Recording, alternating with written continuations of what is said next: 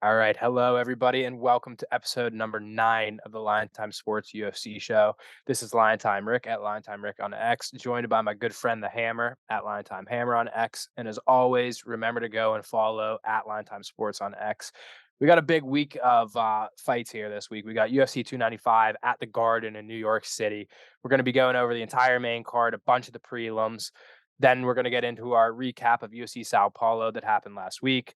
We're going to talk about a couple of new main events that got announced per Dana White this week, and I think we just get straight into it and we start off with the main event, the newly found main event. It's going to be for the light heavyweight vacant championship, and that's going to be the number one ranked Jiri Prochazka at plus 100 versus the number three ranked Alex Periera at minus 128.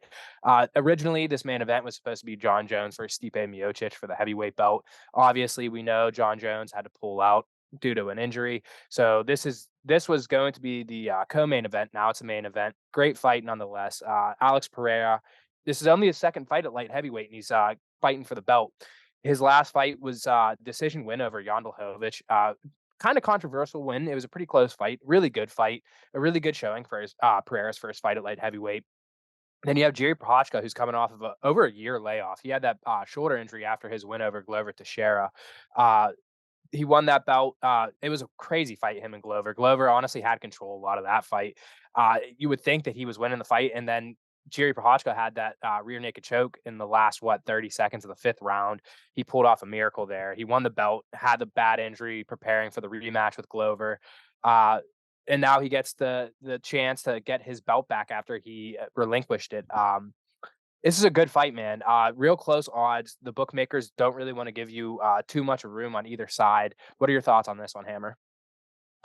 Initially, I was a little surprised to see Pereira open as the favorite and stay as the favorite, but I mean, MMA wise though, it does make sense. Like Jury's coming off a year layoff, shoulder surgery. I don't usually like to bet on guys that are coming off that long of a layoff with ring rust and especially with having that bad of a shoulder injury that required surgery. But I mean, it's going to be a great fight. I think I do kind of agree with the odds makers here, having Pereira be the favorite, even though it's his only his second light heavyweight fight. So it's definitely interesting. But if you think about stylistically, this I think this does favor Pereira a little bit. Prohashka, he gets better as the fight goes on. Like in the first couple rounds, he gets hit a lot, and then he starts moving better and starts timing his shots a lot better. So Pereira is just someone you don't want to play that game with. Like if he hits you early, it could be a long night for you, and then or a short night. But yeah, it should be interesting. And another thing that Pereira does really well is he leg kicks really well, and he the way he does it too. He doesn't It's not even like he feints too much with it, like, he does a little bit, but they're very sneaky, and there's not a lot of load up there. He just kinda keeps kicking you and, picks you apart with his leg kicks. Even in the second fight with Izzy, when he got knocked out, he was doing a really good job of, kicking Izzy's leg and kinda taking that movement away from him. So, I think that's gonna be kind of his game plan here. I think he's gonna have a nice solid jab to start out the fight. He's gonna go for leg kicks, and I think it should be a good fight though. I'm not really too keen on betting either side. This is more of a fight I'm just gonna probably watch as a fan, but I definitely understand the odds, and I think it's gonna be a very very good fight. It could be very back and forth, in my opinion. Yeah, speaking on those leg kicks, I saw today on X that Alex Pereira was doing an interview with DC, and DC was kind of saying, like, let me feel those leg kicks a little bit. He was thinking the same thing that we all think when we see them. Like, they're so powerful and they're barely telegraphed, and it looks like, he doesn't kick with all of his might, but I mean, everybody, you see the same reactions. He kicks their legs Yeah. out, and they're feeling it. And he gave DC one at 5%, and DC was like, wow, that hurt. Give me 10%. And he's like, wow, that hurt even more. And then he's like, give me 25%. And you see DC start waddling. Um, yeah, I think Yeah, those it's leg kicks, I was just gonna they're say, big. like, it's weird with those leg kickers, like, a lot of times when, like, someone's, like, a great leg kicker, like, they look powerful, like, there's a big load up there, but, like, with Pereira, it's not even like and he doesn't really switch his stance to throw him, he kinda stays in that stationary stance he always does, and he generates so much power without telegraphing at all, and they don't look powerful, but he gets reactions out of people, so they're hard. But what were Yeah, you and I saying? think I think one of the interesting lines that you and I were talking about when we were looking is, I said that Alex Pereira is -128 money line right now, and obviously these lines are subject to change. You can odd shop or you can look for different lines on different books, but Yep. one of the weird things that we saw was Alex Pereira to win by knockout. It was -120. Yeah, So there is that's not a very big strange. discrepancy. They think that if Pereira is going to win, and they do think Pereira is going to win, that it's going to be by knockout, and they're not going to Yeah, let you get any better odds.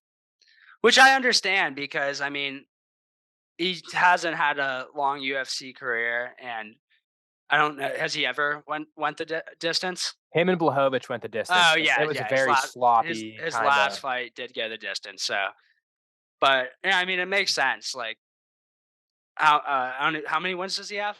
Per? Do you know what his record is? It's like it's not I a think he's lot. like It's like 8 and 2, 8 and 3. yeah, 8-2. So it's he's like 8-2. So 7 of his wins are coming by finish. So it makes sense. But yeah, like I was looking on DraftKings and I saw I think it was -122 on DraftKings, and on him to win by knockout, DQ or something else was like -120. So like they really think if he wins, he's going to finish the fight, which I probably agree with. But Jury does get hit, but he does have a good chin, so I'm interested to see if how his power translates there. Like obviously, Blachowicz was able to take some of his better shots. But Blachowicz did do a really good job of wrestling him and trying to take some of the juice out of those punches. So should be interesting. Like he might just not have the same touch of death at light heavyweight. Like that's definitely could be the case, but guess we'll have to see. The bookmakers definitely do not think this one is going the distance. So it is the round line is 1.5. There's Wow. juice on the over, but at 2.5, there's juice on the under. So you're looking at about 2 rounds they're expecting. Rick, like you said, Pereira to win by knockout is plus 110, but Okay. Prochazka to win by knockout, excuse me, Prochazka to win by knockout is plus 180. To go the distance is plus 350. So if that gives you any indication of where the books stand on it. Yeah. Very interesting. Yeah, I mean I kind of do like that so what you said over 1.5 rounds was what? What are the odds you're getting there? Over 1.5 rounds is minus 160 for the over, Oh, plus okay. 124 for the under, and then at 2.5, under 2.5 is minus 160 as well. So Interesting. Yeah, I mean, I do like them. I think it does probably go to the second round, but I'm not gonna take that value at -160. But yeah, I could see it ending right around that where they think it's going to. So I was very close to picking Alex Pereira as my favorite fight this week, but I wanted to find a little bit more value. I really like the matchup here for Pereira. I think Yuri coming off of an injury and a year layoff. It's just hard for me to bet those kind of guys. Although I do yep, think Yuri's really good. It's just I like to kind of wait and see on the guys that are coming off that long of an injury. for But sure. getting into the co-main event, this is for the interim heavyweight championship. Obviously, we already talked about John Jones and Stipe Miocic, how that fight's off. They're going to do an interim belt. Although I will say, just real quick, I don't see John Jones ever coming back and fighting either of these guys, whoever wins for the belt, for the Yeah, unanimous belt. But this is an interim heavyweight championship belt. This is against number 2 ranked Sergei Pavlovich at -106 versus number 4 ranked Tom Aspinall at -120. Pavlovich is coming off that first round knockout of Curtis Blades. Aspinall's coming off of a round 1 knockout against Marcin Tybura. And Aspinall is another guy. Before that Marcin Tybura guy, he had that real bad torn MCL against Curtis Blades. He came out and he said he didn't know if he would ever fight again after that injury. It was a really bad one. I mean, we saw from his reaction in the octagon when it happened. I mean, he was in pain. It was a bad injury. Glad to see that he's back. Glad to see that he got that big win over Marcin Tybura in his first fight back. It was a yeah. made quick work of him, looked as good as he ever had. This is a really good fight. Again, it's another fight that is razor thin on the odds. Do you have a side on this one? Are you going to have any skin in the game? So obviously we'll talk about it a little bit more because this will be my favorite pick, but it won't be on a side in this fight. But I would say if I had to bet it, I kind of like Pavlovich, and I've been a big Aspinall fan. I think he's really good. Um, It's just kind of like, yeah, he did fight Tibera coming back from that knee injury against Blades, but like Tibera is just not on the same level as Pavlovich. And I mean, I just like when I've been watching Pavlovich, I've like always like been like, is this guy really that good? Like, and like I don't know, he just has insane power, and he is really good. I think like his last fight against Curtis Blades, like he showed some really good takedown defense and was able to knock him out, and I think in the first round. So I think I would probably take Pavlovich here at plus money. I think it's just such a toss up that I would just kind of go side with the plus money here. But Aspinall's really good. He does a good job of landing a good jab. He moves really well for a heavyweight. He's good at mixing in takedowns. He can hit you with submissions, but I think it might be tough for him to take Pavlovich down like multiple rounds. Like I think he could get him down in the first, but I think Pavlovich will get back to his feet, and like sooner or later I kind of see him maybe landing that power shot to finish him. But I mean, this fight's gonna be great. I really don't have a side though. Yeah, and I think I said this when we first were talking about the announcement of John Jones Stipe being off. I honestly, I truly, I like this fight more than the John Jones versus I Stipe. think most fans do, like It's the true new fans of the generation of sport. heavyweights. Yeah, It's exciting, and I mean we've seen it a little bit with maybe JDS, Cain Velasquez, Stipe. Even it was yeah, the evolution of heavyweights going from these big power punchers, these big heavier set guys, yeah, into a full, well-rounded game. And I mean that's more on the side of Tom Aspinall than it is Sergei Pavlovich. But like you said, Sergei Pavlovich, his takedown defense looked great against Curtis yeah. Blades, who is It did. arguably the best wrestler in the division. Hmm. So I think that I would agree that I'm gonna side with Pavlovich here. I think that power is just nothing to mess with. I think that I mean one clean shot lands and it's real hard to recover off that. That's what we saw with Curtis Blades. I mean he was knocked out standing on the feet. He was trying Yeah, hard to stay in there, but he couldn't deal with the power. But Tom Aspinall, he does have great movement. He has great wrestling. He has good takedowns. He has good power. I don't know if he'll be able to stand in there and stand in the pocket with Sergey Pavlovich. So and like you said, I know that your favorite pick is on something in this fight. We'll get hmm, into that a little bit down the road. So we're just going to go into the next fight here. And this fight has my favorite pick of the week. Again, going to save that for a little bit later. But this is a women's strawweight bout. This is the number 5 ranked Jessica Andrade coming in at plus 164 versus Mackenzie Dern minus 215. Jessica Andrade is coming off of a round 2 submission loss to Tatiana Suarez. She's on a 3-fight losing streak, being Tatiana Suarez, Aaron Blanchfield, and Jan Zianon. So a little bit of a skid. And then we got Mackenzie Dern, who's coming off a decision win over Angela Hill, where, I mean, it was complete domination. I mean, I think she outstruck her like 4 times to 1. It was, yeah, she was getting all the, and this is the thing with Mackenzie Dern. She has great jujitsu game. We all know that. When she gets to the ground, I mean, she could submit you from anywhere, but her takedown game is not good. I mean, she is not not going good at to all. fight to the ground. And again, when in the Angela Hill fight, we saw that her striking has gotten a lot better from where it was and what we know Mackenzie Dern's striking to be. But going against someone like Jessica Andrade, who doesn't have the best form per se when it comes to her striking, but she has so much power. She's going back down to the weight there where she should really be fighting at straw weight. She was going up in her past couple of fights, which I mean, again, she lost her last 3, so it wasn't going very well for her. But I mean, she's a former champion. She's fought the best in the world. She's beaten the best in the world. I think that this is a little bit of a step up for Mackenzie Dern here. Yeah, I completely agree. I'm all over Andrade at plus what 170 here. Yeah, 164, but Yeah, 170. I think I saw on DraftKings plus 170. So yeah, I'm gonna be betting that. I'm gonna echo a lot of the same points you made, but I just Mackenzie Dern does not have good takedowns for being such a high level black belt and having such good jujitsu. Like, and you see that sometimes. You really do. Like a lot of these jujitsu guys, like they'll either pull guard or they're looking for trips out of the clinch. Like a lot of them do not have good like standard wrestling where they can like shoot doubles and time takedowns really well. And I think that's the case with Mackenzie Dern here. And I just think Andrade has a massive advantage on the feet. And I like with the odds here, I think this is just kind of recency bias. Like Andrade is coming off a 3-fight skid, you know. But if you look at who fighting really good opponents. Like Aaron Blanchfield is a beast. I think she's gonna be a champion here someday. and Tatiana Suarez, another beast. And if you think about both those losses, both of those girls are outstanding wrestlers, and that's the difference here, in my opinion. I think there's a chance that Mackenzie Dern could submit her, but with her having such a disadvantage on the feet, and then also not being that well rounded to get it to the ground, I just think you have to play Jessica Andrade here at plus 170.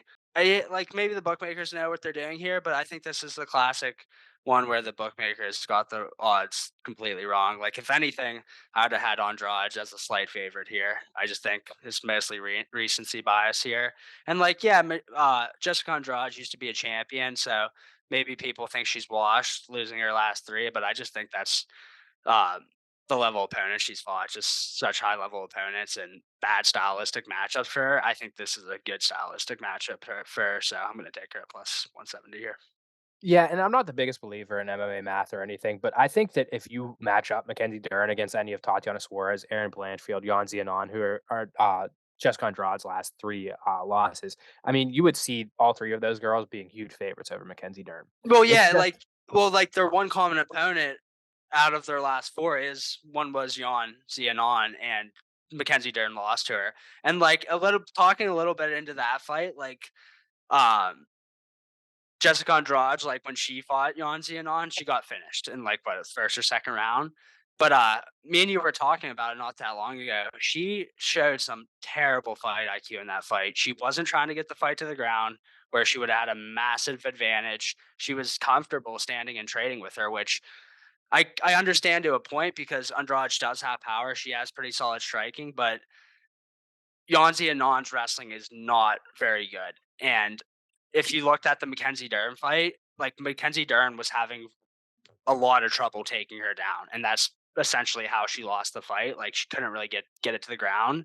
The thing with Jessica Andrade is she didn't even try to take Yan Xianon down. She kind of just was rushing her. She was getting frustrated, and she ended up getting knocked out. I remember when we watched the fight, I was like, "What is she doing? Like she's about to get knocked out. She's just rushing forward." And literally 10 seconds, 20 seconds later, she gets knocked out. So I think Andrade is gonna approach this fight a little differently and try to play it smart. And like that's the thing. Like she's not going to be looking for takedowns here, but I don't think she's going to need to. I think she's going to be comfortable trying to just kind of sit in the pocket, pick her shots, and I think she gets the win. Yeah, and this is a big fight for Jessica Andrade. I mean, we've mentioned it many of times. 3 fight skid. So honestly, this could be a big fight to determine the future of her career, if it is in the UFC or if she goes to somewhere like a bare knuckle or Bellator or PFL. And Invicta, even yeah, some. and I think that she would prefer to stay in the UFC. I mean, most people would. So this is a big, Yeah. big motivation fight for her. This is a big, get out of the skid that you're in. I think she's going to try to fight smarter. But like you said, in that fight with Yan Xianon, she looked all right, and then she got rocked a little bit, and then instead of trying to recover, she kinda went into fight or flight mode, and she Yeah. just kinda started to rush forward, put her chin in the air, and she got finished. So I think I see her fighting this one a little bit smarter, and I just don't see Mackenzie Dern getting the fight to the ground as often as she would like it to be. And like we said earlier too, when me and you were talking, if Mackenzie Dern pulls guard with Jessica Andrade, I think that's gonna be the beginning of the end. She can just get in a mount and ground and pound her. Yeah. It's a strength thing, it's a skill thing. I think that if you're gonna get Andrade here at plus money, it's a good look, and we'll talk more about it later. But Cool. I really like Jessica Andrade here. Going into our Agreed. next fight, our fourth, or I guess the second fight on the main card. This is a lightweight bout between number 14 ranked Matt Frevola, Steamroller, at plus 176. Steamroller. Steamroller, and he's going to be fighting Benoit Saint Denis at minus 230. Matt Frevola, I'm sure a lot of us remember if we were watching that fight or not. He's coming off that big round one knockout against Drew Dober. That was a huge underdog win for him. That was Yeah. super impressive. And Benoit Saint Denis is coming off of a round two knockout win against Thiago Moises, where he was obliterating Thiago Moises. He showed off his full skill set in that fight. I really like this fight. Honestly, this might be the best fight on the card. Outside of maybe Pavlovich and Tom Aspinall, this might be the one that I'm looking forward to the most. The odds are a little weird to me. I don't. I was gonna say I think I'm gonna side with Benoit Saint Denis, but I don't know. I think Matt Pravola has showed time and time again that he can win any fight that he's in. He's Yeah. only lost, 2 fights in the UFC, and one of them was against Arman Tsoukakian. So, Yeah. and I mean, we all know how good Arman Tsoukakian is. He could be a future champion if all things go right for him. I don't like that Benoit Saint-Denis is a minus 230. I think you're getting a lot of value with Frevola at plus 176. What do you think? Do you have a side on this one? Yeah, I mean, that's kind of where I'm leaning too. Benoit Saint-Denis really has impressed me his last few fights. Like he's coming off wins over Moises, like you said, and then also Ishmael Bonfim, who just fought recently on this last card. But yeah, I agree though. Like Matt Frevola is just that gritty type of fighter that if you're getting those kind of odds with, like it's like I can't blame you for taking him. But I like at the same time, I do think Benoit probably gets it done here. But I don't even know though. Like I think it's just going to be a close fight all the way through. Honestly, like I don't know what the odds are for this one to go the distance. I feel like they might be pretty decent, but like I could see this one being like one of those ones where you're like, how the hell is this going to go the distance? But it's going to be back and forth. Both guys might get rocked, but like they're both grinders, and I could somehow see this one going the distance. To be honest, but yeah, I To don't go the really have a play. distance, Yeah, I'm what do you sorry, to got? go the distance on DraftKings is plus 275. Yeah, like I honestly, I like think those Like odds are that. actually pretty good. Like I said, I don't think you're gonna be comfortable at any point of the fight taking that, but like I just think it's one of those ones that probably does go the distance. But yeah, I don't really think I have a side in this one. Like Frevola has a really good gas tank, he has solid wrestling, and he has some power in his hands. But Benoit is just as well rounded. I think like he has a lot of submission wins. His last couple fights are both actually yeah. So he won his last one ground and pound, and then the one before that he had a rear naked choke. But I mean, Frevola's good on the ground. I don't really see him getting subbed, to be honest. That's why I think it could get a distance. But yeah, no side for me on this one. Wouldn't hate you for taking Matt Frevola though. Yeah, I think that this is also an interesting one to maybe go the distance. I think that it's one of those fights that a lot of people kind of sense a finish in, and sometimes those are my favorite lines, are the ones that Yeah. everybody, including the books, think that it's going to be a finish. And you can just see these guys are both gritty. They're both willing to go the extra mile. They have good chins, good wrestling. I could see this fight going the distance for sure. And like I said, I don't think that Benoit Saint Denis is technically worth that minus 230. I probably would side with him, like you said, but I think that there's value in betting for Vola at plus 175. Yeah, like I don't think he should be 2-1. Like I don't think he wins. Yeah, like I don't think he wins the fight that many times, like to be a 2-1 favorite. But I don't know.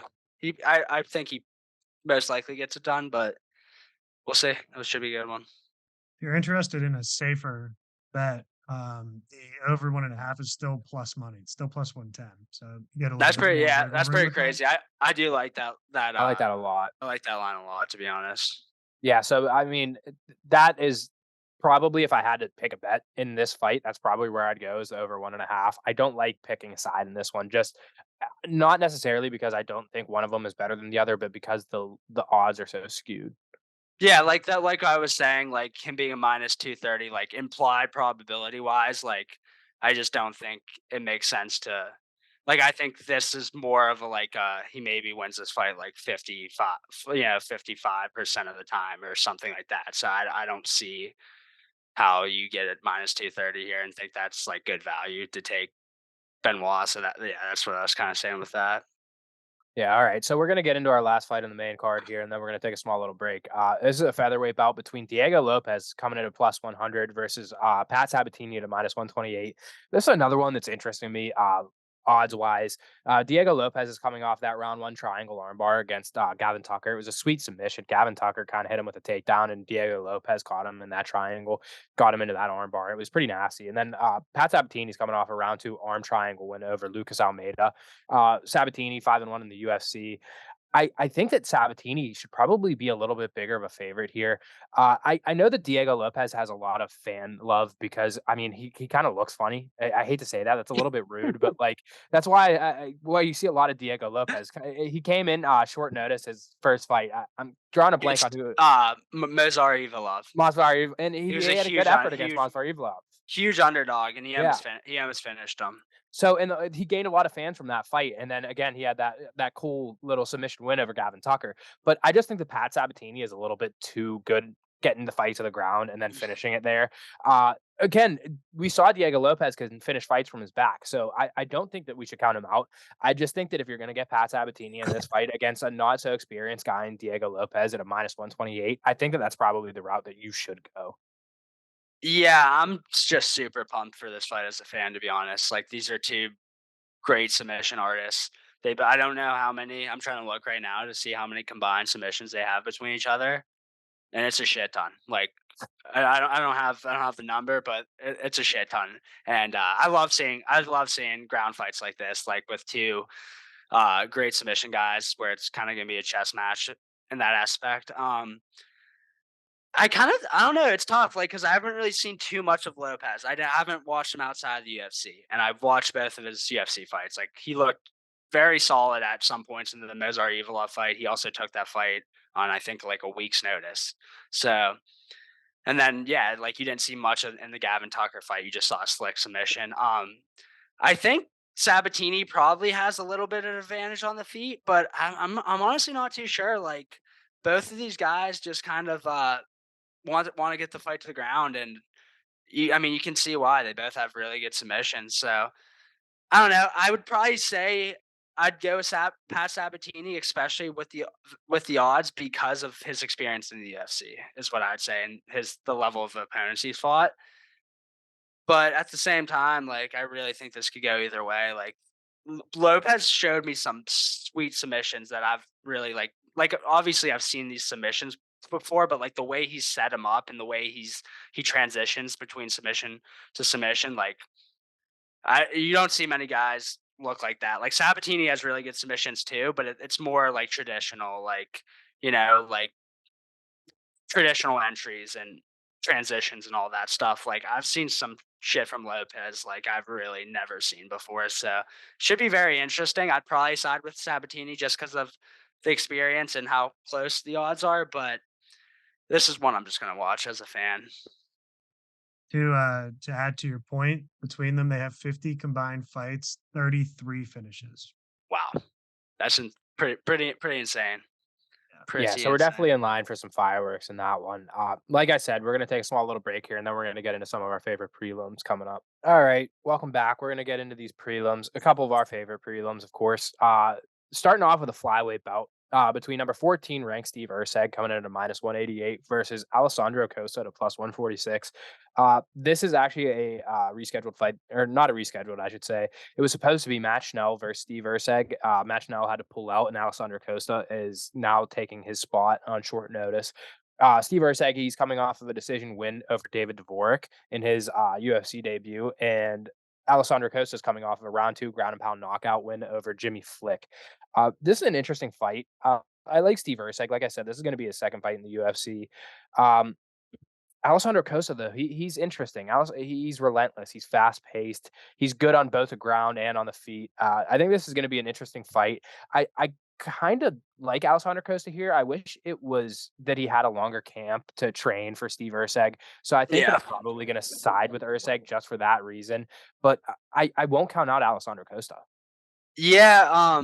So like you said, Usyk only had one fight in the UFC, and he's ranked 14th. Like, he beat Dvorak, who I think was ranked like what 13th, anywhere from like 13th to 15th before that. And yeah, I mean, Usyk really did impress me in that fight. Like, he had a very good gas tank, and the biggest thing that impressed me was just his output. Like, he was just able to stay on Dvorak and just pretty much outpace him the whole fight. He showed good boxing. Um, I don't know if I don't think that fight went to the ground at all. I'm trying to remember. I really don't think it really went to the ground at all. So you didn't really get to see him on the ground that much. So I would have liked to see more in that aspect of his game. But from everything I saw in that fight, that's the only fight seen him fight in. I've never seen him outside the UFC. But I mean, he looked really good. And then Costa beating Jimmy Flick. I'm actually a big Jimmy Flick fan. I just think the dude's hilarious, and I think he has sweet submissions. Like, he's like another guy that has sweet entries to his submissions. He'll do like jumping guillotines and flying triangles and shit. So, but Jimmy Flick doesn't have the best. With that being said, he doesn't have the best stand up at all. So, I mean, it was interesting too because like I think Jimmy Fleck was kind of like pulling guard in that one against Costa or whatever, or like was fine with going to the ground and he was trying to set up one of those submissions and Costa just kind of ground and pounded him out with those elbows or whatever. So, I mean, it's interesting. I haven't really watched either guy enough, I think, to really have a lean here.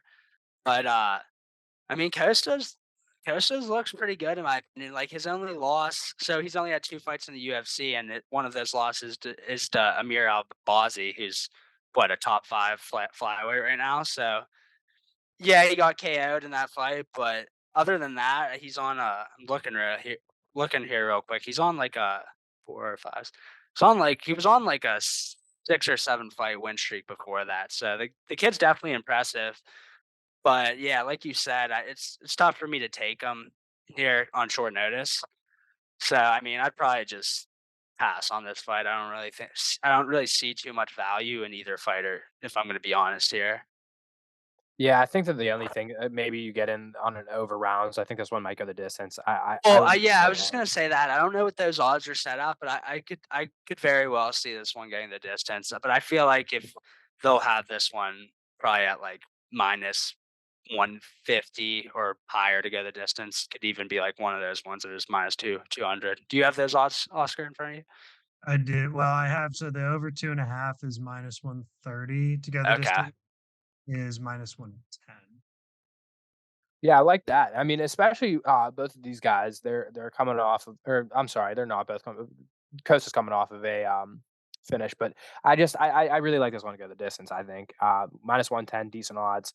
So if you want a little bit of skin in the game, I'd say go that route. The odds are a little weird. Like I said, this is a late notice fight. Obviously, Steve Erceg, who's the ranked opponent too, is going to get a little bit of an edge. But I like Alessandro Costa a lot too. So I think that if I had to guess, it's probably going to be Urseg by decision. Yeah. Um, but yeah, over 2.5 at minus 130 is decent. I like decision at minus 110.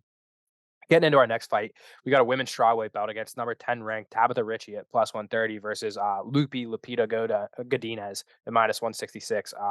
Tabitha Ritchie, she's coming off a decision win over Jillian Robertson, and her only loss is against Manon Fiorot, and that was her debut on a week's notice.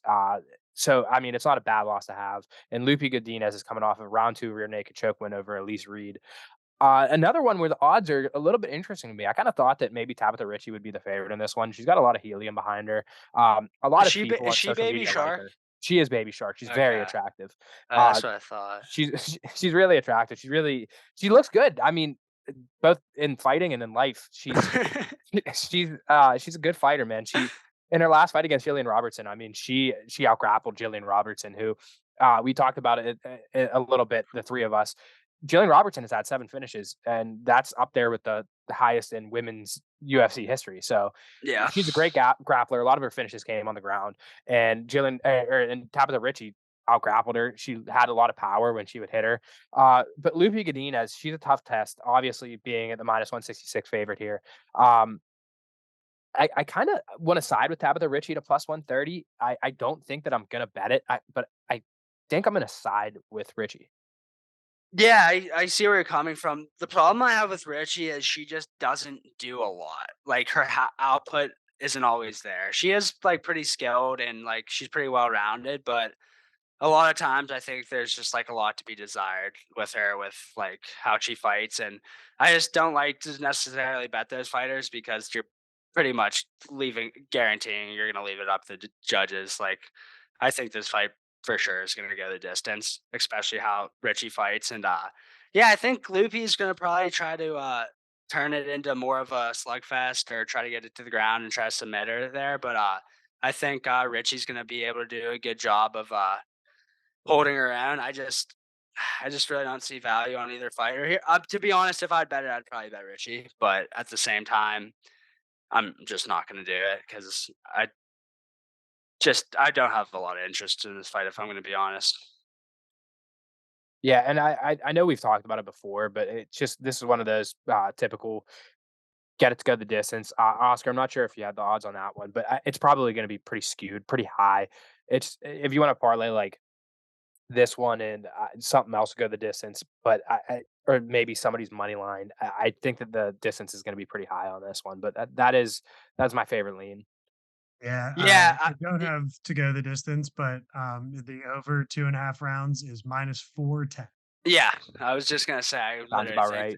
think this would be like a -400 to get a distance, and that was spot on. But Yeah. So unless you want to, unless you got 4 bills to lay down to win 100, yeah, you're probably out of that market. Yeah, and that could be a nice parlay piece if you like one of these favorites. Because this card, I mean, contrary to last week's card where there was a lot of huge favorites and it's -400s and 500s. A lot of the fights on this card are closer to pick'ems or maybe -150s, -175, stuff like that. So if you want to take that leg and you feel pretty confident in one of these guys that are -175, -150, then it's a good parlay piece. Obviously, you're not going to take the -410 over 2.5 by itself. But if you want to parlay that with somebody's money line, like maybe you like we were just talking about Steve Urseg, you can parlay those two together, get that to some decent odds. But yeah, I probably wouldn't bet a side on this one. I would probably side with Tabitha Ritchie specifically because she's +130, she's plus money. You're gonna get some decent value there, but I don't think I'm gonna touch this one. I think I'm just gonna watch it as a fan. Uh, Going into our next fight here, another lightweight fight against Wait, I'm Matus. sorry. I wanna hop in. Go ahead. This isn't so much commentary about this fight, but I would like to say congratulations to Lupi Godinez. She is the first fighter to return for her second fight on the LineTime Sports UFC show. Yep. She was yeah, let's give a round of A little applause round of to applause for her. Lupi Godinez. A round of applause to you, both of you gentlemen as well. Yeah, she fought the Mexican Independence Day card. oh, nice. It's I think I honestly forgot about that. Yeah, I'm yeah, I think guessing that the was fight our wasn't very good. I think that was the second you guys recapped that on the second episode, yeah, so quick turnaround for her, but, yeah, so you guys have made it, like, halfway around the sun. Now you just have to, I don't know what the next milestone of this podcast is, but we'll think of something, we'll find it on here. Well, Oh yeah, congrats hell to yeah. Lupi Godinez. Congrats to us.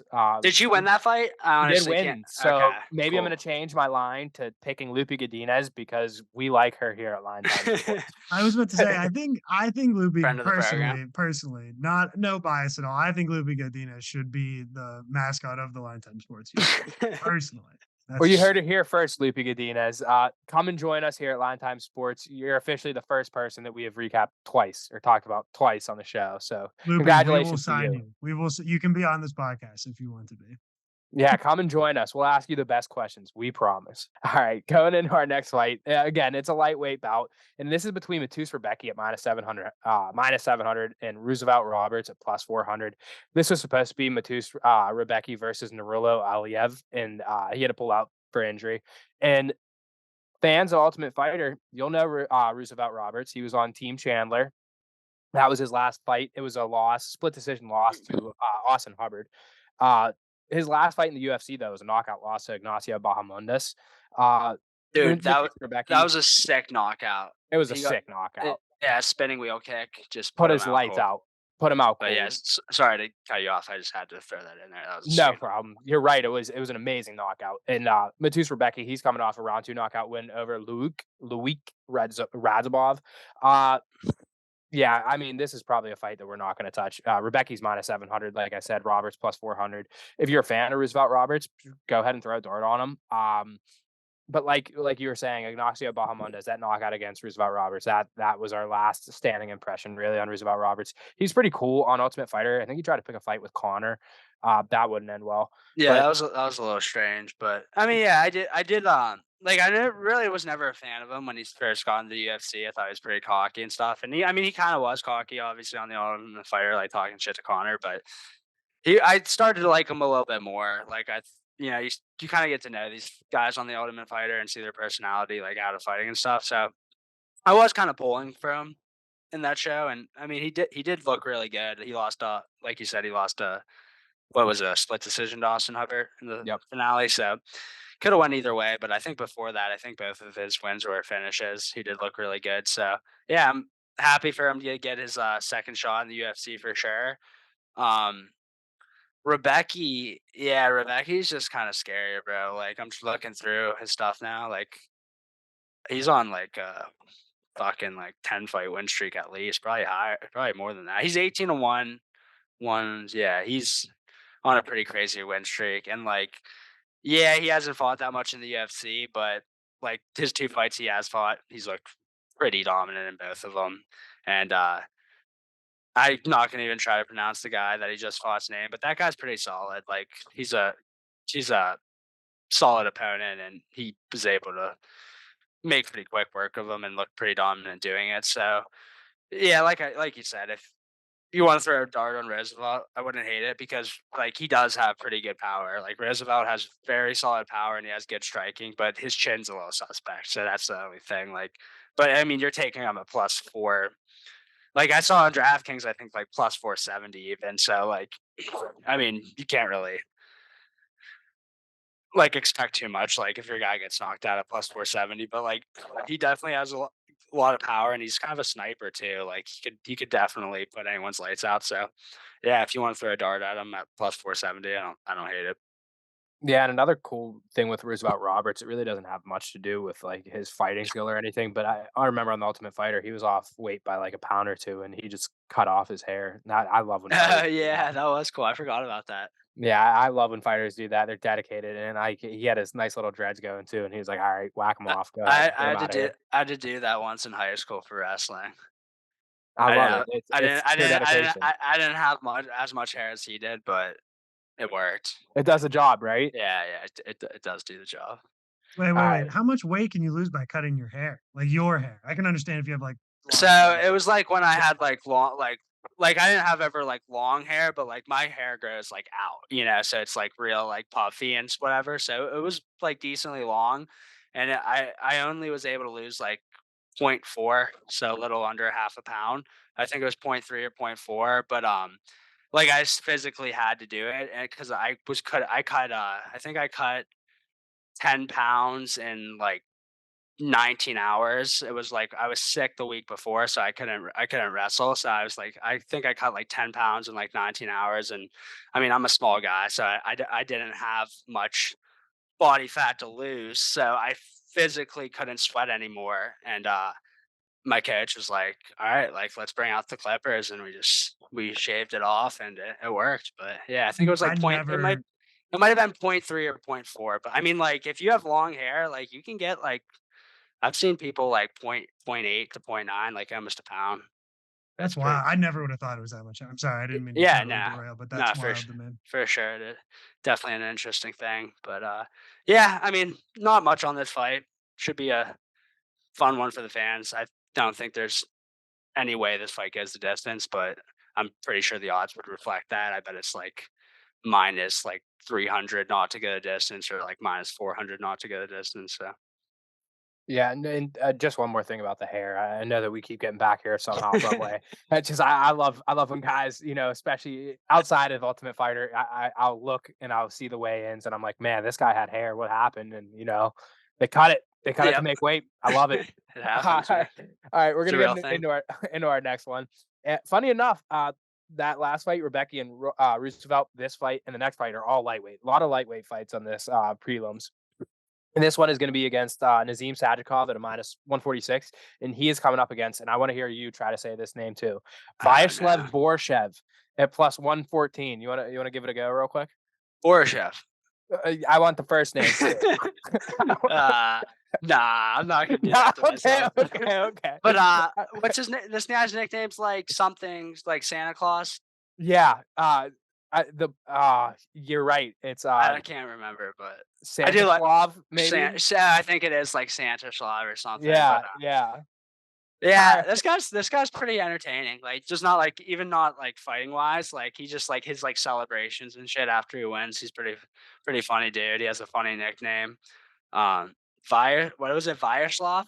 Vyacheslav, that's pretty good. Yeah, I mean, you said it first, so you should have had me do it first, and it would have came out way worse than that. But yeah, I think this is interesting. Like, I think Borisov like has showed spurts of like being pretty solid, but he's another guy that I don't really like his output. He kind of just like waits for that shot, and he does have power, and he has like some decently slick striking, but I really don't think his takedown defense is all that great. And like I said, I don't think his output's that great either. I honestly thought Sajakov or Sadakov, whatever fuck his name is, was going to be a bigger favorite, to be honest. Um, he's coming off a win over Terrence McKinney. He's obviously pretty hyped. He's not, Sajakov still undefeated too, or is I think he's 9-1, and I nine could and be one? I could be wrong, but I think he's 9-1. Okay, that makes sense. Yeah, I think he has a decent win streak going. Yeah, I think Sajakov probably wins this fight, and I really don't see the value in taking Borishev to be completely honest. Like, I don't think this is like if he was a bigger underdog, possibly because he does have power. He has like decently slick striking, but just the stuff I mentioned with not having the best output, and I just don't think his takedown defense is that great. I think that's where Sajakov's going to do very well in this fight. So, pretty much my 2 cents on it. I'm not going to bet it either side. Yeah, I have a pretty similar read. Like you said, Sajikov's coming off of a RNC win over Terrence McKinney. The thing with Sajikov is he, I think that he's going to be able to get this fight to the ground early and often. Yeah, Borshov, he's not really good at stuffing takedowns. He's no. good at getting up from takedowns, I will say. I Hmm. think he's been taken down like somewhere near like an insane like 24 times in his past 3 fights, which is unreal. But That actually is an insane stat if that's true like that. I mean, it's I could unreal. believe it because that's like the first thing I saw when I saw his name. I was like, this dude gets taken down a fuck ton. A So, ton, and I think that a lot of it might be credited to the fact that he can get up so well. I mean, to get taken down 24 times, you gotta get up 23, right? yeah, But yeah. I still I think that Sajikov is gonna be able to get this one done. I don't like the value at a -146, so it's probably a no bet for me. Just watch this one as a fan. And then we're gonna get into our last prelim that we're gonna talk about. It's again another lightweight, like I said, and this one is another great fight. I love this one. This is Jared Gordon coming in at a -192 versus Mark Madsen at a +148. Jared Gordon's coming off of that no contest against Bobby Green, where they had the accidental headbutt. Sad end of that fight, especially because we saw Bobby Green. He's on this crazy rise. He had that win over Tony Ferguson, where he looked really good, and he's getting a lot of credentials behind his name now. I mean, I know he's older, but he's having this end of career rise that it's good for Bobby Green. I would have liked to see that fight play out with Jared Gordon. Before that, or before that for Jared Gordon, it was the controversial decision loss, Patty Pimblett. I know that myself, I had a pretty decently big problem with that fight. I really thought Jared Gordon won. I Well, think that they gave it to Patty he Pimblett. did win. Like, Yeah. I didn't see any person pick Patty to win. Like, I every like Besides the 3 judges, nobody. Yeah, no one picked Fatty, and, like, I don't know, like, at the same time, Gordon coulda done a little bit more.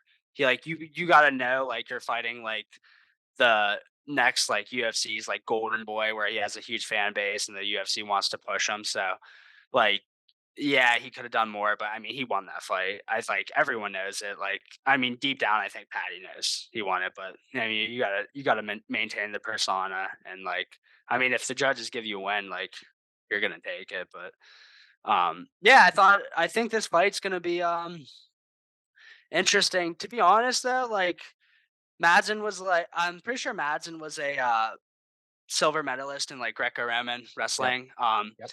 He has good wrestling, but like it's not great either. Like to be honest, like it's solid, but like if anyone knows like what wrestling like what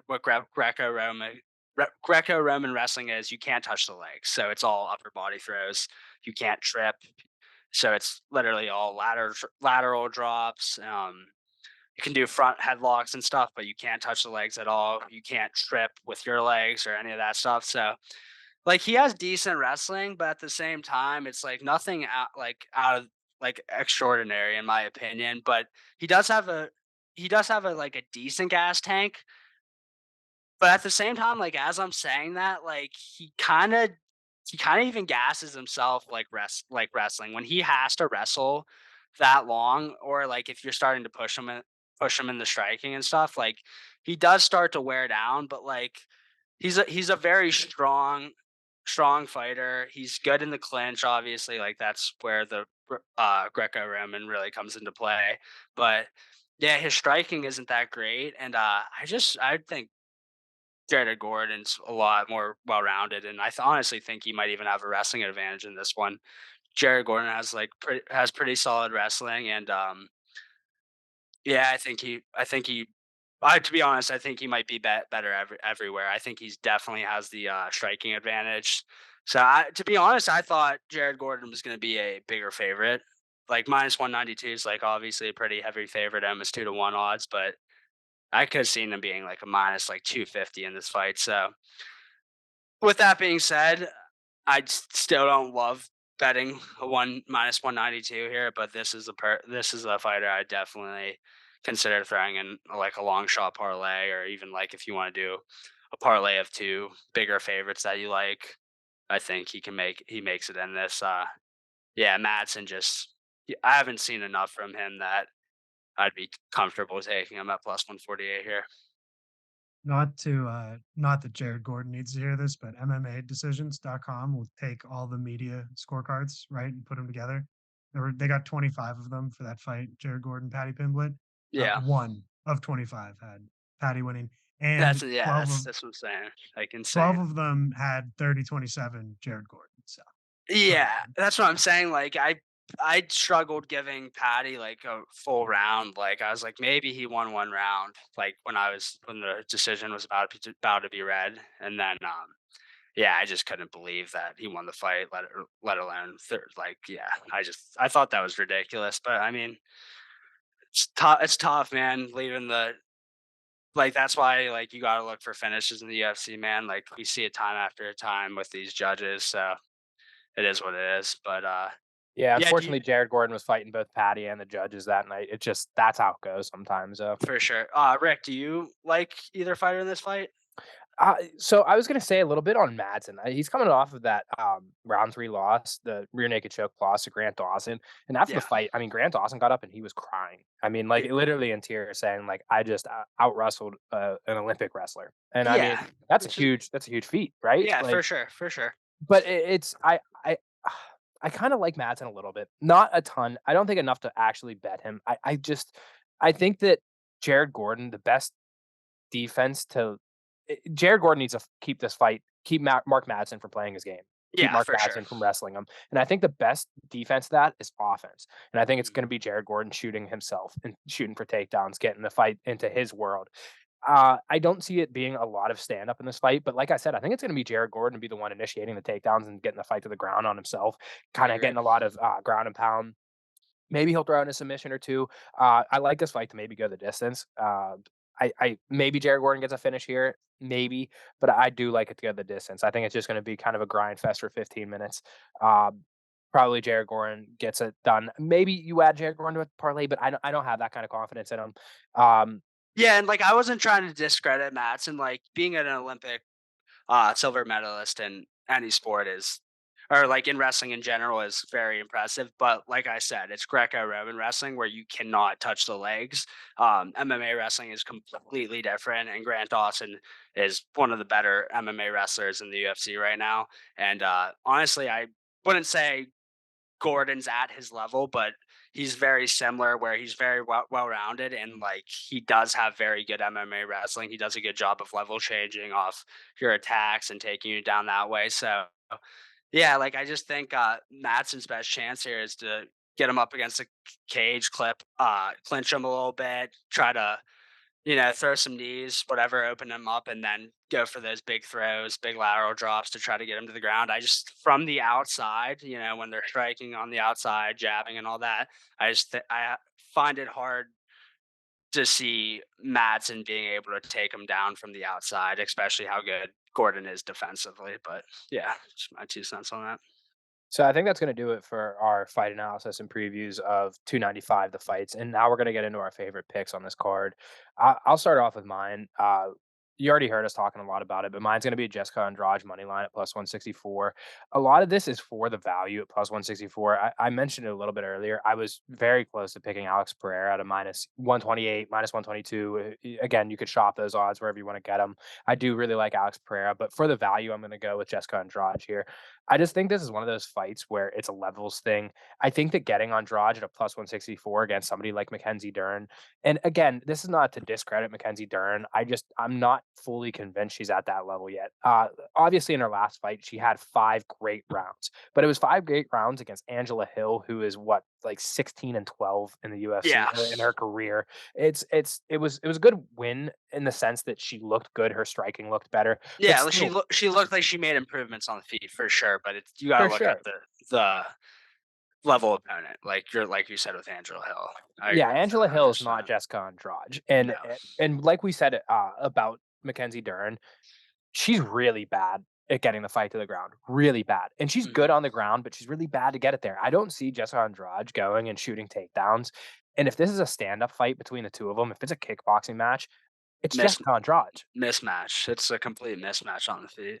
So getting her at plus 164 to me is kind of, A gift, in it's, my it's a opinion. gift. I think that's a gift line, to be honest. Like, yeah, it's MMA, anything can happen. You're betting a plus 164 here, but I completely agree with you. I was on Jessica Andrade before we like fully talked about it. And then like after we talked about it more, I'm just starting to like her more and more. Like, yeah, she's coming off a 3 fight losing streak. I don't care. I think she wins this fight I think her coming off of a 7 3-fight out of the losing 10 streak, times. it So, helps us. It helps us get her to the odds at the plus 164. yeah. I don't. That's the only reason she's going to be at 164 against Mackenzie Dern. I just I really like Jessica Andrade in this fight. It's a stylistic thing. That's styles make fights, and this is a good stylistic fight for Jessica Andrade. Couldn't agree more. All right, so do you want to tell us what your favorite pick is? Yeah, I am going to take this one's a little scary, but I like it. I'm gonna go Pavlovich and Aspinall to start round 2 at plus 110. So obviously it's a heavyweight fight, so that's like the first reason it's scary. Second of all, I was like looking at like their like last like whatever like 5 fights, and I don't think one of them has gotten out of the first round. But like combined. But to be fair, like I've said this multiple times on the show already, especially when we try to take these plus monies over, 2.5 rounds or fight to go the distance. A lot like with these guys that have a lot of finishes or whatever, they just both haven't fought the same level of competition that they're about to fight right now. Like Aspinall, his last loss was to Curtis Blades, where he blew his knee out in 15 seconds. So that's you can't really, like that fight, like that's like that fight didn't happen. Like, yeah, it was off him throwing a kick, but that was a freak accident. Like, so it's interesting, and like the main reason I'm doing it is because stylistically, I do think Aspinall will have some success in this fight. And like I said, I'd probably take Pavlovich to win this fight by knockout like later in the fight. But I think Pavlovich can have some success early on. Like, yeah, like Curtis Blades is like one of the better wrestlers, and he's shown that throughout his career, but at the same time, he's getting older. His chin's always been suspect. I think Aspinall has a lot stronger of a chin, and I think Aspinall just moves way better on the feet, like in terms of striking, throwing his jab and stuff. And I think that leads him into having success with takedowns and stuff. Like, yeah, Aspinall is probably not as good as a straight wrestler as Curtis Blades, but like MMA wise, he is very solid, and I think he's going to be able to he might be able to take Pavlovich down a couple of times in the first round. Like, I think Pavlovich might be able to get back to his feet. I'm not like banking on this to be, Aspinall just kind of like taking him down the first round and laying on him. Because like honestly, if Aspinall takes him down, like we haven't really seen Pavlovich too much on the ground. Like he could get submitted by Aspinall. Like Aspinall does have very good submissions, but like even on the feet, I see Aspinall fighting this fight very smart. The main reason I like betting on Tom Aspinall a lot is he has very high fight IQ. He knows he doesn't want to stand and bang with Pavlovich. He's not going to want to sit in the pocket with him. He's going to try to jab, and he's going to try to move his feet and get out of there. He's going to probably try to point fight him for a couple rounds, uh, get Pavlovich a little gas because we really haven't seen Pavlovich go very long. And yeah, I think Pavlovich is going to come out there and try to throw the kitchen sink and knock him out in the first round. I just think he's going to struggle to do that. And I think in that at plus 110 to start the second round, I think that's a very solid line. And like, if you think about it, like you think it would honestly, it looks like it should even be like higher than that, like plus like 160 or plus 170, like considering the fact that they both And they're like last 5 fights each or whatever, and maybe even more than that. Like they all are like first round finishes one way or the other. So um stylistically, I just think this is a good one. Like we were even talking about this a little bit. This to start round 5 on FanDuel is, or not FanDuel, DraftKings is like plus 550 or something. Like I might even just like dabble a little bit on that as like a fun bet. But like I am gonna throw some significant money on this fight to start second round. And like it could lose. It's a heavyweight fight. Like I'm not, it's never a sure thing with these. I just think stylistically this is a very solid bet. I'm gonna be on it. Yeah, I was gonna bring up the to start round 5. Yeah.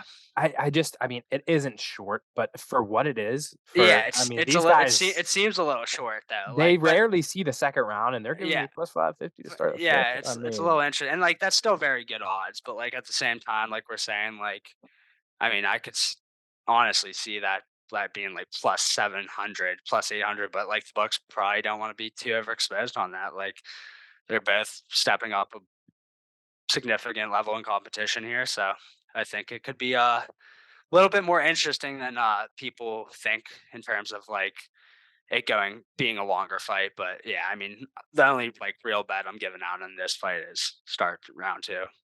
yeah, and I really do. I like to start round 2 a lot. I think that both of them might play it a little bit safe in the first round. Yep. They've been working so hard to get. I mean, Aspinall worked so hard to get himself back into fighting shape. Period. Not even talking about for a belt Title. for the heavyweight Yeah, I mean title. that's actually a great point you're bringing up there. Like this is both of their first title shots. Like, um, yeah, like when you're fighting for a title, it's different stakes, man. Like some people just don't fight the same, man. They're a lot more tentative.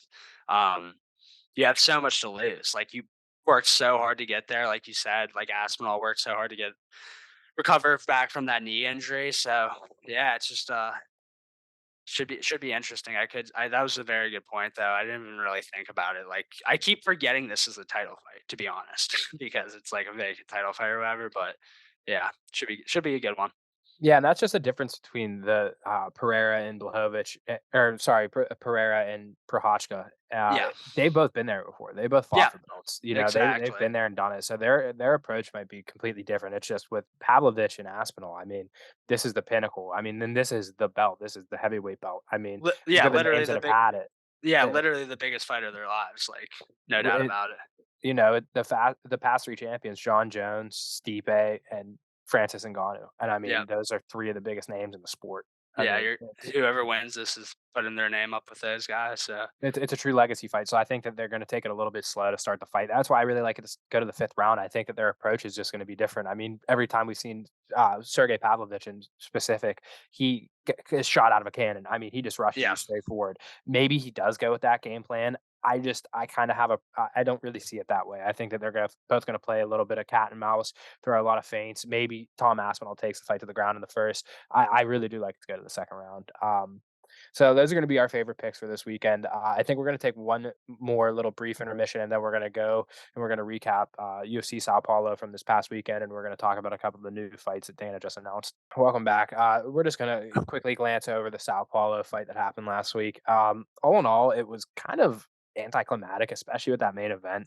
Jailton Almeida, he cruised to a 5 round, what I would call a snooze fest over Derek Lewis.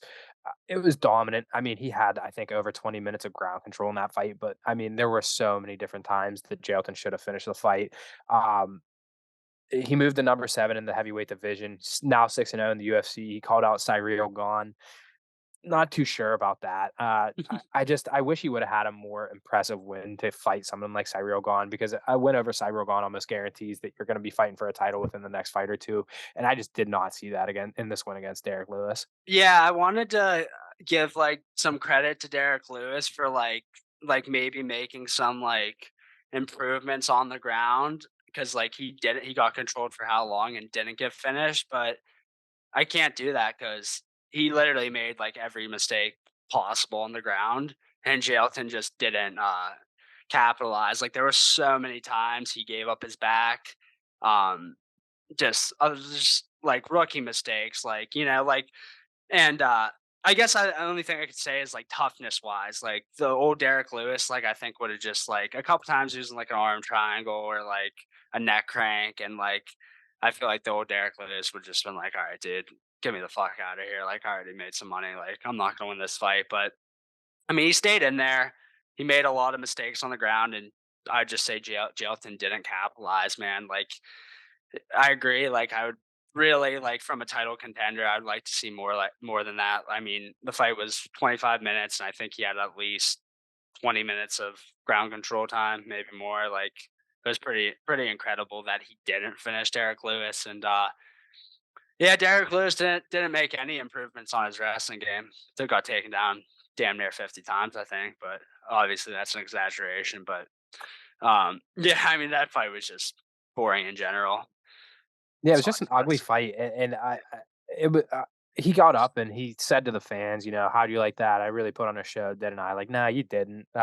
You controlled it. I mean, you definitely you were dominant, but you gotta get that finish, man." I Yeah, think that the I only agree. route for him to go, and I know that he expressed his opinions on it. I think the only route for Jailton is to rematch that fight with Curtis Blades and get him another guy that he's gonna be fighting on the ground with. And he said to himself, or he said in an interview, "Why would I fight Curtis Blades? That does nothing for me." Well, because buddy, you gotta prove that you couldn't finish Yeah, Derek Lewis on the ground. I mean, what are you gonna do against a guy like Curtis Blades? yeah. I mean, I don't really like understand what he means. Like that does nothing for him. Like Curtis Blades has been like a perennial title contender for a while now. Like Derek Lewis, he's never fought for a title, and like, yeah, he's a fun fighter. Fans know about him, but a win over Derek Lewis doesn't give you a title shot, in my opinion. So, yeah, I think he needs to fight, even if it's not Curtis Blades. Like, I don't know though. Like that heavyweight division is pretty like I don't know. There's just really not that many contenders, so like it's hard to Yeah, it's say not a like ton of depth. who else is he gonna fight other than the Curtis Blades. Like I couldn't even tell you like the top like 7 guys in that division, Yeah, you it's know. like a But Jair. I don't yeah, know. like like if Rosenstruck's still like I don't even know, like is Rosenstruck like still in the UFC? Oh, Volkov, Alexander Volkov's like kind Yeah. of there. Like he's a solid fighter, but just not much depth in that heavyweight division at all. Like we're about to see the two clear cut best heavyweights in the world fight this weekend. Yeah, and, going into the main event, that was probably the highlight of this card. I mean, it definitely was. Nicholas Dalby had that big, upset knockout over Gabriel Bonfim, gave Bonfim his first loss career. It was cool to see. Dalby really just controlled that fight, especially in that second round. I mean, he was out on his feet, and then he hit him with, what, a big knee, he went down, fight Yeah. was over, everybody knew it.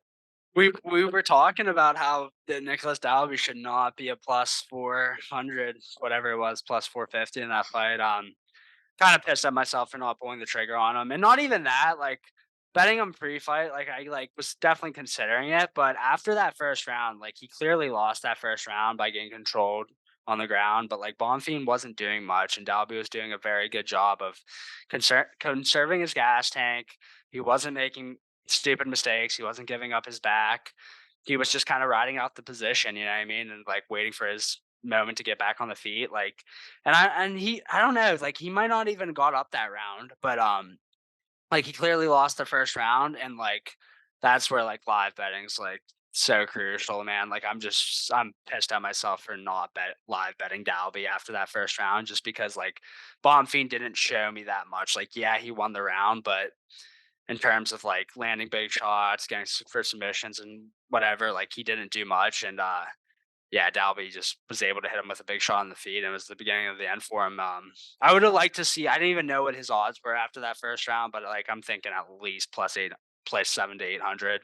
You know, because he was like plus 450, plus 460 before the fight, and he definitely lost that first round. So I'd have been interested to see what that was. Yeah, and, Great win for Dalby great though. win Like for he Dalby. looked awesome. Great performance. Going to the next fight, it was Rodrigo Nascimento versus Dontel Mays. That was another, That Nascimento fight just was so boring, was bro. so boring. He won all 15 minutes, cracked the top 15. It's what That's we probably expected. what yeah, I was like, yeah, man, like this card, man. Like I was like kind of forgetting about it because like I think just some of the fights like pissed me off so much, like watching them that I just tried to like forget about them. Like that fight was so boring. And I don't know, I think like Mays might have got hit with like a big shot early, and that's why he was just like so tentative the whole fight. He really didn't do anything. Lackadaisical. Yeah, he did not look right at all. And I mean that's that's MMA, man. Like every night's not gonna be your night. Like sometimes you're just gonna have an off night. But yeah, it was It was not a just it was a not a fun forgettable fight. one. Yeah, not a Yeah, fun fight for the fans. good for Nascimento. I think he's 14 or 15 in that division now, but it wasn't necessarily an amazing win. Wasn't, but No, it's a win. A win's a win. win nonetheless.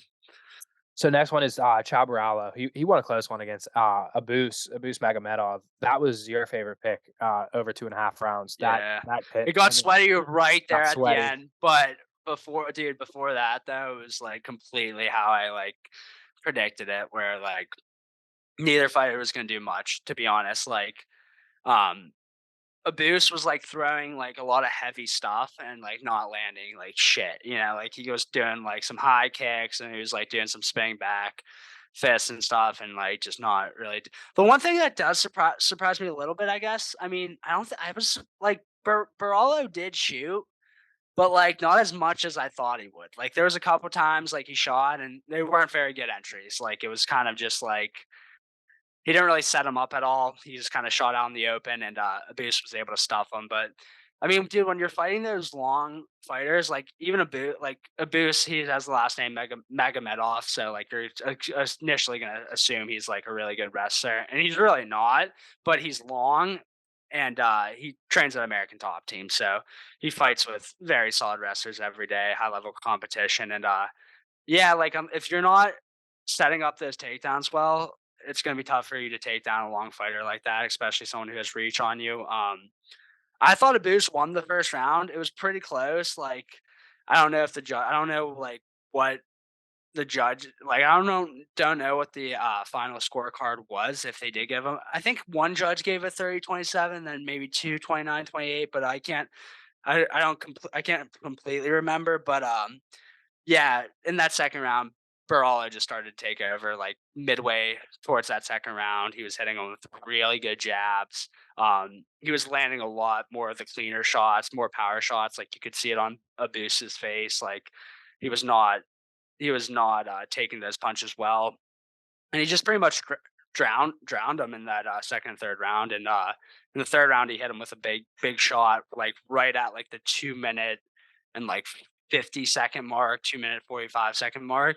And it didn't look like that big of a shot, but like the way Magomedov took it, like he started backing up. He was definitely in trouble, but yeah, it ended up getting the distance. So it was a good one there. Yeah, and I think it was funny in his post-fight interview, Chow called out Dricus Du Plessis, and this is something that we'll talk about in just a couple of minutes. But I mean, we just heard some news with Dricus, and let's just say it is not a fight against Chow Baralio. um, so getting into the next, this is a heartbreaker. Armin Petrosian, his fight got canceled. He got sick. He was throwing up in the back. Upsetting. That was my favorite pick, Petrosian money line. And I had to change that last minute Yeah. replacement. I changed it to Almeida by sub, which is why I was maybe a little bit even more salty about how that fight went with Derek Lewis.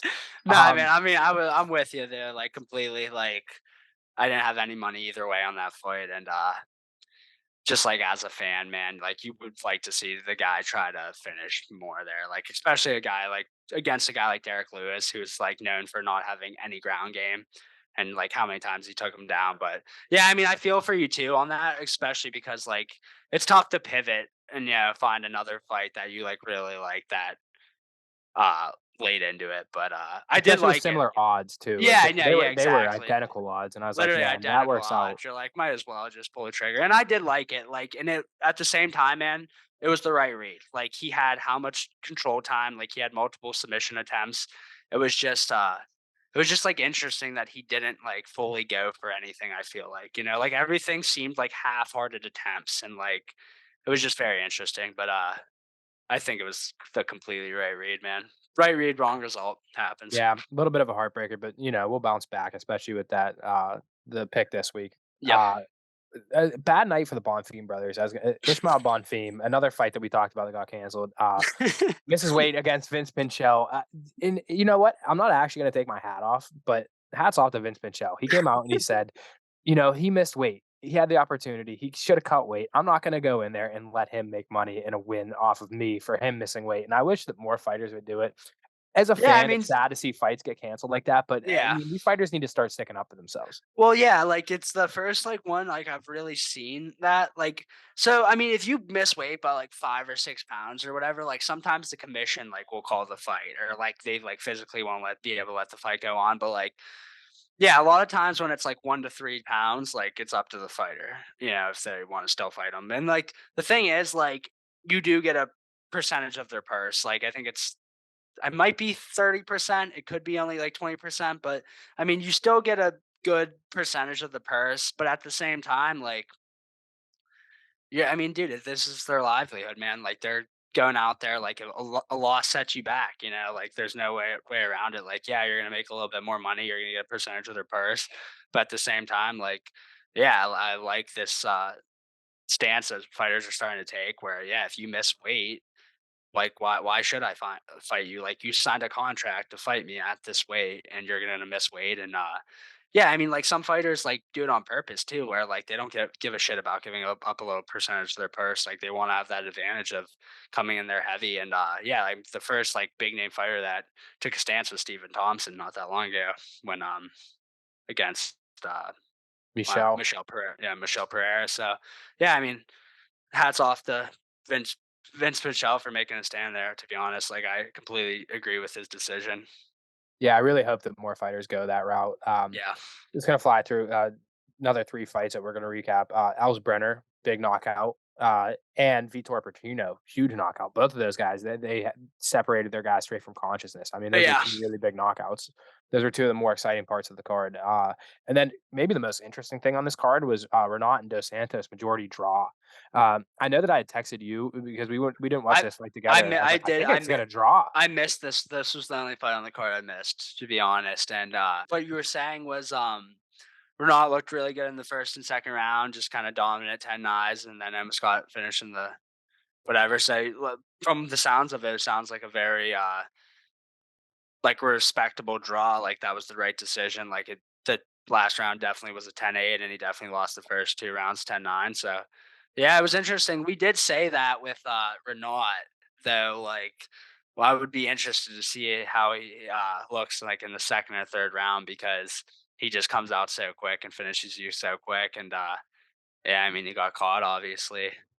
Yeah, he's definitely gonna Did he have look cardio. tired? Did he look tired Bad. or That's what I was gonna say. He's gonna have okay? cardio issues. He's gotta work on that. Interesting. So like that was the main reason I didn't like was like hesitant on like crowning him as like the next guy. Yeah, because like he's looked outstanding in his yeah how many fights he's on in the UFC and whatever. But he just a lot of those guys like they're such fast starters, but you got to put it together for 3 and 5, 3 rounds when you start and then 5 rounds when you get to the championship fights. But Yeah, and he definitely looked super dominant in the first 2 rounds, and, mhm. he was cocky too, he was smiling, he was kinda saying, "Bring it on," and then it got to that 3rd round, and he just kinda hit a brick wall, and you Yeah, and saw Dos Santos take when you over. gas that bad, that's where when your chin goes, man. Like it's a real thing. If you're gassed and you just don't have the same chin at all. Like if you're super gassed, there's a good chance you're gonna get knocked out. You see it time and time again. But sounds like he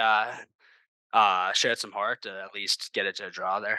Yeah, I was surprised he didn't get finished. I thought it was at the point where Dos Santos was gonna finish a fight, and it was gonna Hmm. be a big upset victory, but, he got it to the scorecards, and it was I always doubt that the judges are really gonna give it a draw when it should be, and I was Yeah, happy to see that I they agree. did give it a draw. It was the Hmm. right scorecard. I'm happy to see that.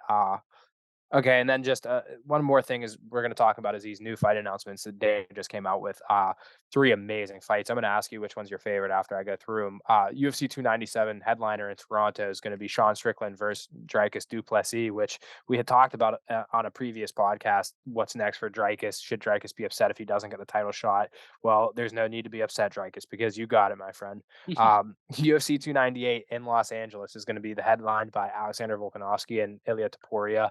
A bit of a quick turnaround Banger. for Volk after that head kick knockout versus Islam. And Yeah. then UFC 299 is going to be Sugar Sean O'Malley versus Marlon Chito Vera for the belt. 3 interesting fights, 3 fights that I think we knew that Volkanovski versus Topuria was going to happen at 45. But outside of that, Sean could have fought a lot of different guys at 35. I mean, I kind of thought that it might have been Marab, but it makes sense for Cheeto with the history that those two have. Strickland and Dricus. Dana came out said that the winner of Hamza and Usman was going to be the next to fight for the belt in that division, but obviously he wasn't telling the truth because I mean it's booked now, Strickland versus Dricus. So, what are your thoughts? You got a favorite one there? Well, yeah, tends not to tell the truth all the time with that stuff. But I mean, I did think he was going to give Kazmat the shot just because the name he has and stuff. The Cheeto Sean fight, I don't think Cheeto deserves it either, but that's the fight that sells. They have history.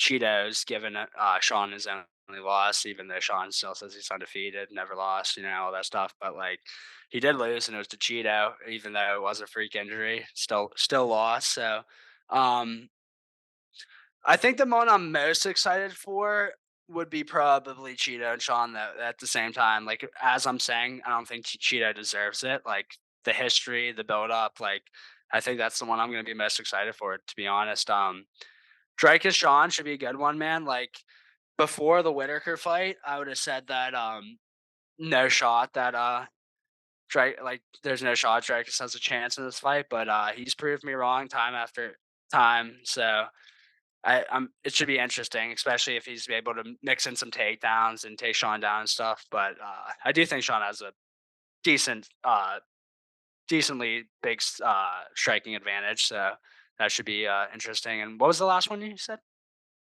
What was the Ilya last? Topuria versus Alexander Volkanovski. Oh, yeah. I mean, honestly, I'm probably most excited for that one because that's going to be the highest skill level fight in my opinion.